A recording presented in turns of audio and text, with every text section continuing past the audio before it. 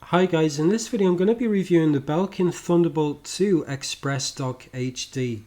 This is a follow-up to the original Belkin Thunderbolt dock, updated for Thunderbolt 2, although it's backwards compatible with Thunderbolt 1 equipped Macs, but obviously you get the lower Thunderbolt 1 speeds. This new version allows you to connect a 4K display over Mini DisplayPort or Thunderbolt, and allows you to connect a total of up to 8 additional devices to your Mac.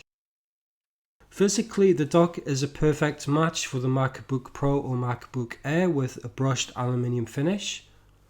On the front at the left is a green power LED, and on the right side is a single USB 3 port and a combined headphone and microphone jack. On the back is where you'll find the rest of the ports: Gigabit Ethernet, 2.5mm headphone jack, 2 USB 3 ports, 2 Thunderbolt ports and HDMI. Finally, there's the power supply connector for the dock. To test this dock, I hooked it up to a router, external USB 3 SSD, USB 3 hard drive, external display and a projector over HDMI. Bear in mind that you need to use one of the Thunderbolt 2 ports to connect the dock to your Mac, so in effect you only have one usable Thunderbolt port.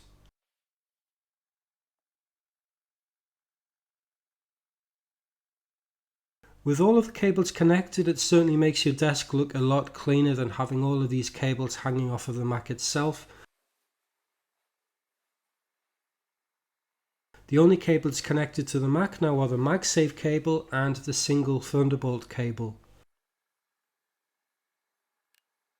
If you use a stand for your MacBook like Belkin's own Loft or the Rain Design M stand, then you can put the dock underneath the Mac and feed all of the cables out the back, which can really clean up your desk space. In use, the dock generally performed okay with a couple of caveats. The first is that the USB 3 ports on the dock are slower than the USB 3 ports on the Mac itself. When I tested it with the Samsung 850 EVO SSD in an external USB 3 enclosure connected to the dock, the read and write speeds were about 190 megabytes per second and 200 megabytes per second respectively, whereas the same drive connected to USB 3 port on the MacBook were 248 megabytes per second write and 265 megabytes per second read. That makes the dock about 35% slower than the Mac's built-in USB 3 ports. And with 20 gigabits of bandwidth over Thunderbolt 2, I can't see any reason for that to be the case. The second problem was with the Zoom H1 that I use as an external USB microphone. Although it was recognized when I connected it to the dock, whenever I tried to record any audio with it, I would just get interference, the display would flicker on and off, and any drives connected to the dock would disconnect.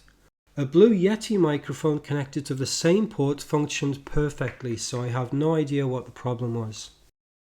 So overall, I'd have to say that this dock performs adequately, but it's not brilliant. If you can live with the slower USB speeds and you can find it at a good price, then it's worth picking up. But there are better Thunderbolt docks out there for a lower price. So that's it for this video. Thanks for watching.